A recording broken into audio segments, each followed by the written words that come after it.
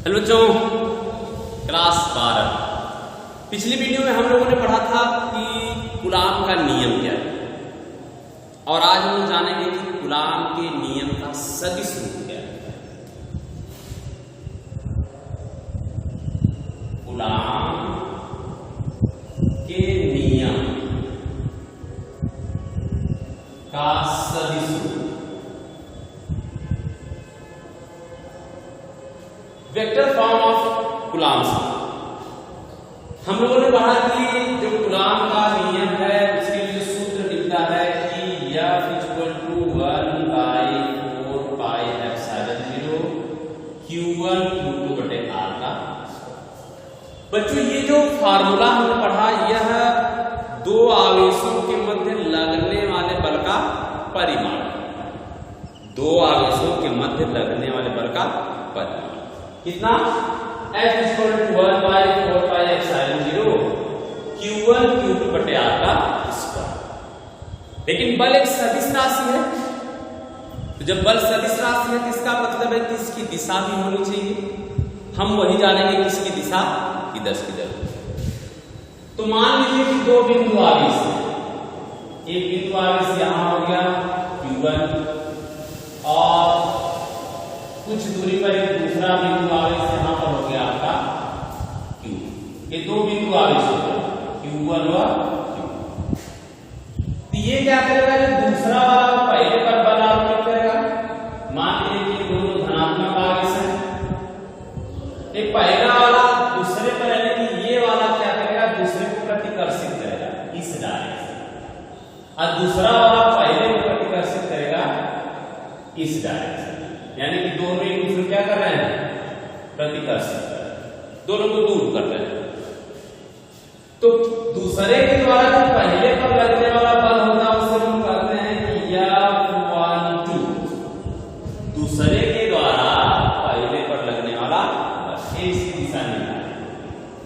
तो पहले के द्वारा दूसरे पर जो बल आएगा उसको हम क्या कहेंगे, F21। कि पहले के द्वारा दूसरे पर जो लगने वाला बल है वह हो गया F2। यानी कि पहले के द्वारा दूसरे पर जो बल लग रहा है उसको दिखाएंगे F21, 21 नहीं 21। कि जो पहला वाला है वह दूसरे पर बल आरोपित कर रहा है बाहर की तरफ, उसी तरह से जो दूसरा वाला है वो पहले पर बल आरोपित करेगा बाहर की तरफ, जिसको कहेंगे F21। दूसरे के द्वारा पहले पर आरोपित बल। मान लीजिए कि कोई यहां पर एक पॉइंट है, मूल बिंदु, क्योंकि दूरी को ज्ञात करने के लिए एक मूल बिंदु का होना, निर्देश बिंदु का होना जरूरी है। यहां से यहां तक की जो दूरी है, यहां से यहां तक की जो दूरी है, ये आपका मान लीजिए कि R1 हो गया, ये आपका क्या है R2 हो गया। अगर हम इधर से चलते हैं, एक बार इधर से इस साइड और एक बार इधर से चलेंगे इस साइड, हम लोग दो तरीके से चल सकते हैं। तो अगर इधर से चला जाएगा ये आपका हो जाएगा R, वो इसके ऊपर कैप लगा दे रहे हैं, R एकांक सदिश, ये भी एकांक सदिश है, ये R21 हो गया, और इधर वाला R12 हो गया। ये जो दोनों सदिश आपको दिख रहे हैं R1 और R21, एकांक सदिश है। इसके ऊपर हम लोग वेक्टर भी लगा सकते हैं यहां पर, और ये क्या है कि इस डायरेक्शन में खींचेंगे एकांक सदिश। इसका मतलब क्या है, R21 मतलब जो इसके पीछे यानी इसका जो परिमाण होगा, जो R21 है इसका परिमाण, और जो R12 है इसका परिमाण, यह है स्मॉल r क्या है, इन दोनों का जो परिमाण है वो क्या है, इन दोनों का जो परिमाण है वो स्मॉल r के बराबर। तो जब ये दोनों का परिमाण स्मॉल r के बराबर हुआ तो इसका मतलब है कि अगर आपको एकांक सदिश का मान निकालना है तो R12 जो कैप दिख रहा है इसका मतलब हो जाएगा R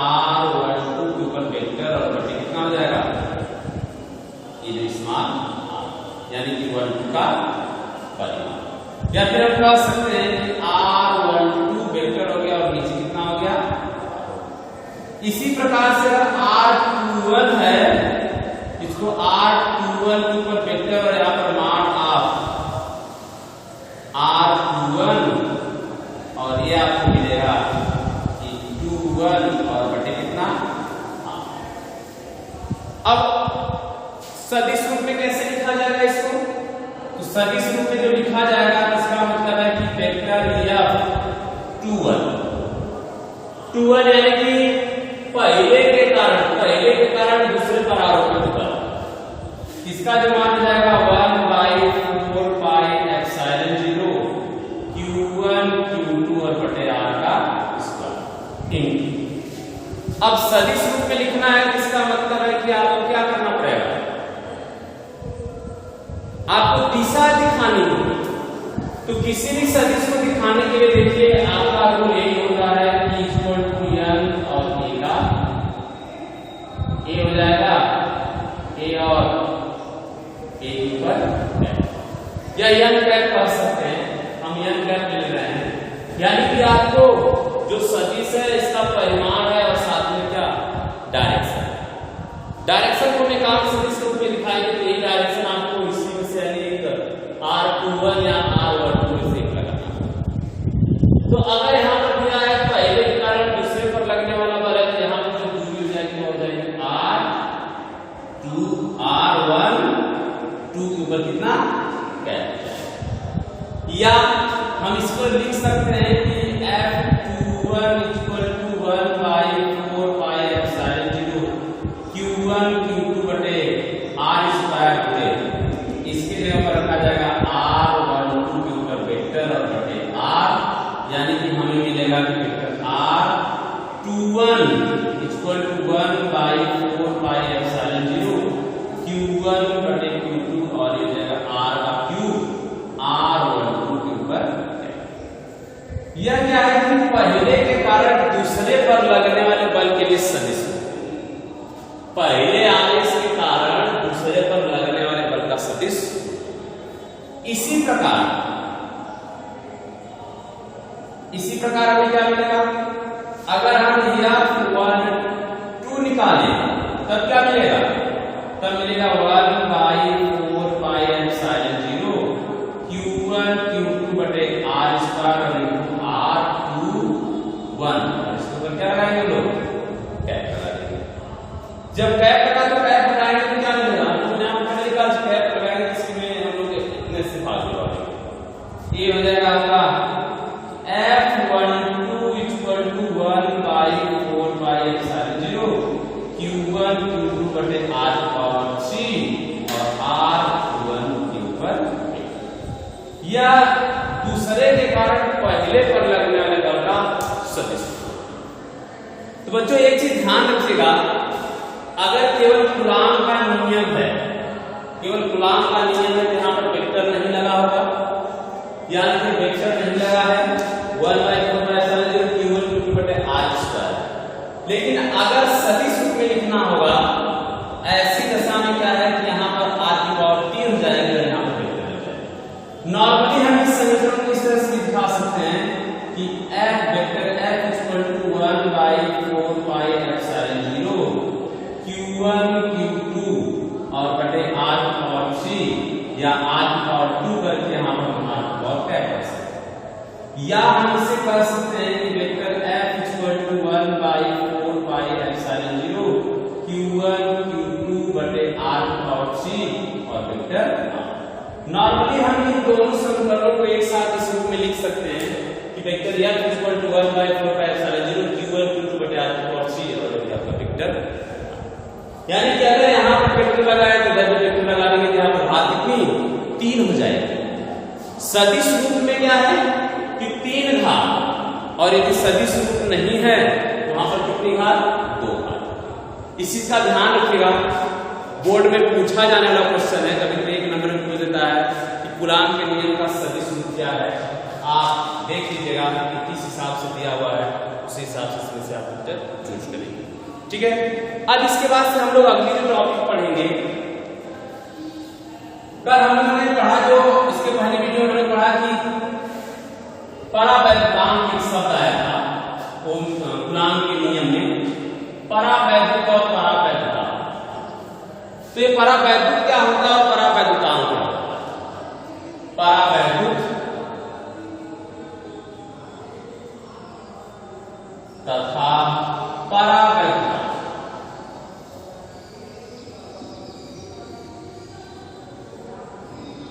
अब ये दोनों टॉपिक्स होती हैं, परावैद्युत और परावैद्युत। बच्चों, जो विद्युत रूप से कुचालक पदार्थ,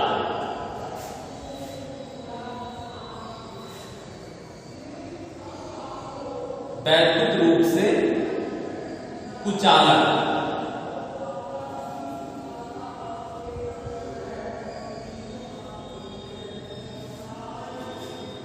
इसी को कहा जाता है परावैद्युत।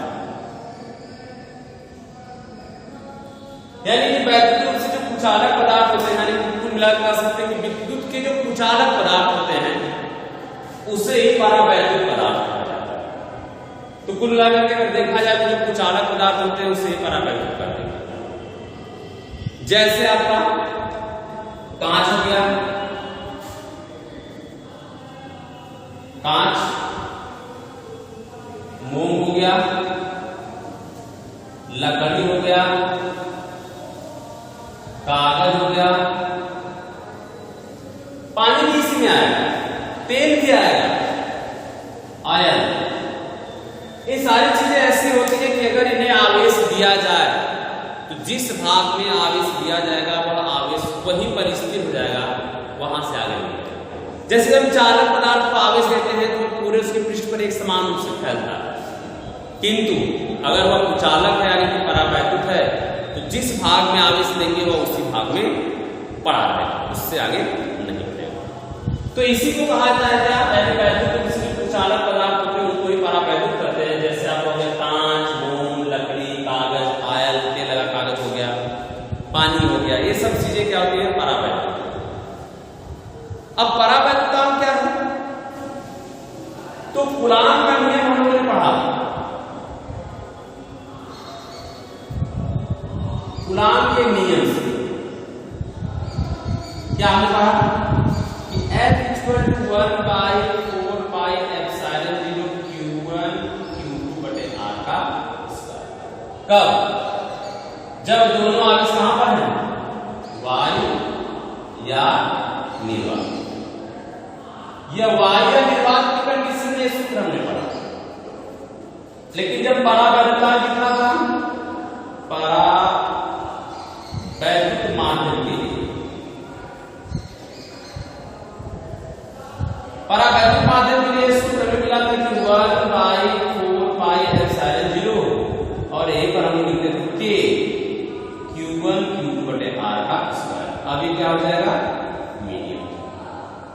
ये जो दिख रहा है ना, इसके स्थान पर हम कह सकते हैं एक केवल एप्सिलॉन 0। ये जो एप्सिलॉन है और एक एप्सिलॉन 0, एप्सिलॉन और एप्सिलॉन नॉट। एप्सिलॉन नॉट जो होता है उसे कहते हैं कि निर्वात की वैद्युत संख्या, और ये क्या है? माध्यम की वैद्युत संख्या। अगर इन दोनों समीकरणों का हम प्रयोग करें, यहां से हमें मिल सकता है क्या कि K बराबर एप्सिलॉन बटे एप्सिलॉन नॉट, या इन दोनों समीकरणों से, समीकरण आपका एक हो गया, ये समीकरण आपका 2। यहां से क्या मिलेगा? अगर भाग दिलवा दी जाए दोनों समीकरणों की, भाग दिलवा दी जाए F और F, तो अगर भाग दिलवाया जाएगा तो हमें क्या मिलेगा? हमें यहां से मिलेगा कि F = K × F या K बराबर F बटे F। इन दोनों सूत्रों में से किसी भी सूत्र का प्रयोग करके, दोनों सूत्रों में से किसी भी सूत्र का प्रयोग करके हम इस परावैद्युतांक की परिभाषा ज्ञात कर सकते हैं।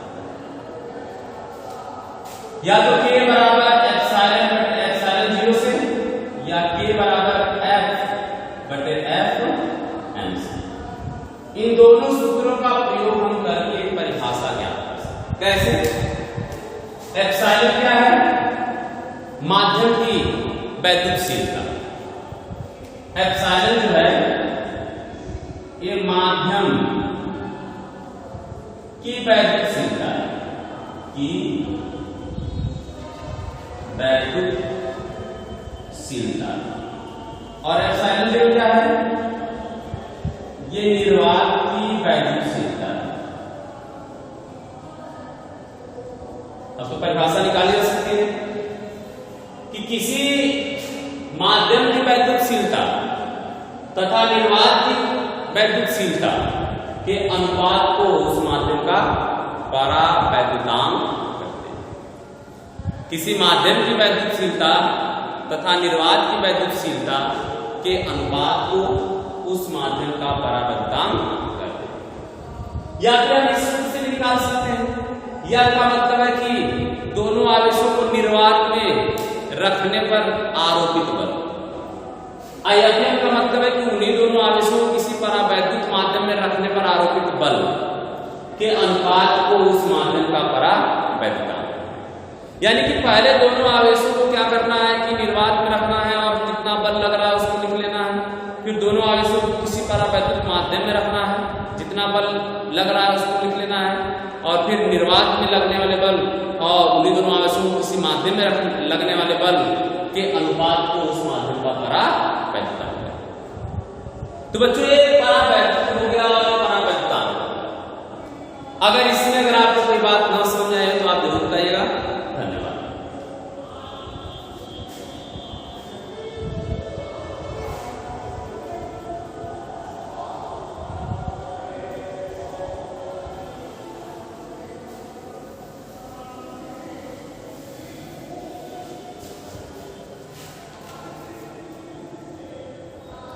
अब अगली जो टॉपिक हमारी है वह है बहुल आवेशों के बीच बल।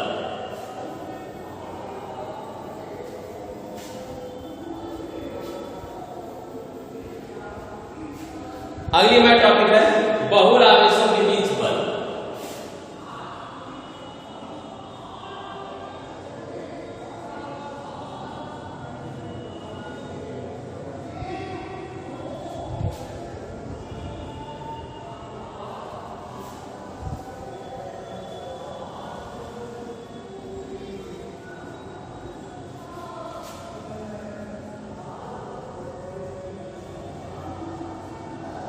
और इसी टॉपिक पर हमें पढ़ना है अध्यारोपण का सिद्धांत। बहुल आवेशों के बीच बल और अध्यारोपण का सिद्धांत। तो सबसे पहले हम लोग जानेंगे कि अध्यारोपण का सिद्धांत है क्या। बच्चों, अध्यारोपण का सिद्धांत यानी कि प्रिंसिपल ऑफ सुपरपोजिशन का मतलब होता है कि अगर कहीं पर दो या दो से अधिक आवेश रखे, अगर कहीं पर दो या दो से अधिक आवेश रखे हो तो सभी आवेश एक दूसरे पर बल आरोपित करेंगे। सभी आवेश एक दूसरे पर क्या करेंगे? बल आरोपित करेंगे। किंतु कोई भी आवेश किसी दूसरे वाले आवेश के द्वारा आरोपित बल से प्रभावित नहीं होगा। ये अध्यारोपण का सिद्धांत है। यानी कि कहीं पर, यानी किसी भी बहुल आवेशों के किसी निकाय में किन्हीं दो आवेशों के मध्य लगने वाला बल अन्य आवेशों की उपस्थिति के कारण प्रभावित नहीं। यानी कि अगर बहुत सारे आवेश रखे गए हैं, उनमें से सभी एक दूसरे पर बल आरोपित करते हैं और किसी भी दो के मध्य लगने वाला बल बाकी अन्य आवेशों के कारण प्रभावित नहीं होता। यही अध्यारोपण का सिद्धांत।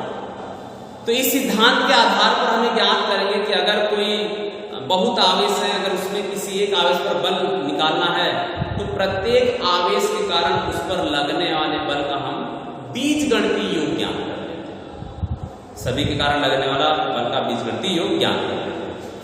जैसे मान लीजिए कि यहां पर एक आवेश है Q1, यह कोई एक आवेश है Q1। हम लोग इसका चिन्ह नहीं ले रहे हैं, बहुत सारे धनात्मक ऋणात्मक चिन्ह हो सकते हैं। तो यहां से दूसरा इस पर एक आवेश है Q2 जो इस पर एक बल आरोपित कर रहा है F1। यह Q है और यह Q1 है, इस पर बल Q1 Q। एक दूसरा यहां पर आवेश है Q2, इस पर भी बल लग रहा है F2। तीसरा आवेश है यहाँ पर Qg और इस पर बल आरोपित कर रहा है Fg। इसी तरह से यहाँ पर भी एक आवेश है जो Qm है और इस पर बल लग रहा है Fm। तो इसके द्वारा सभी पर लगने वाला बल, या हम ये भी कह सकते हैं कि बहुत सारे अगर आवेश हैं, इतने सारे आवेश हैं, 3 आवेश हैं, 4 आवेश हैं, इससे अधिक आवेश है, ये हमारा क्या कर रहा है, इस पर बल आरोपित कर रहा है, किसकी डायरेक्शन इस तरह हो जाएगी F1, ये वाला इधर बल आरोपित कर रहा है, ये हो गया आपका F2, Q3 इधर आरोपित कर रहा है, ये हो गया F3, और ये वाला इधर आरोपित कर रहा है इस डायरेक्शन में Fn। तो कुल आवेश, तो आवेश Q पर लगने वाला परिणामी बल, तो परिणामी बल कितना हो जाएगा, F बराबर F1 plus F2 plus F3 plus F4 plus dot dot F, यानी कि जितने भी बल लग रहे हैं, यानी कि सभी आवेशों के निकाय में इस Q पर जितने भी बल लग रहे हैं, उन सभी बलों का जो बीजगणितीय योग होता है वह उस आवेश पर लगने वाले परिणामी बल के बराबर है। यानी कुल मिलाकर के किसी भी यानी कि आवेशों के निकाय में किसी भी आवेश पर यदि 2 आवेशों के मध्य बल लग रहा है तो बाकी सब आवेशों की उपस्थिति के कारण वह प्रभावित नहीं होगा। यही अध्यारोपण का सिद्धांत है। अगर बच्चों इस टॉपिक को भी आप उसमें शामिल कर लीजिए और नहीं समझ में आता तो आप जरूर बताइएगा।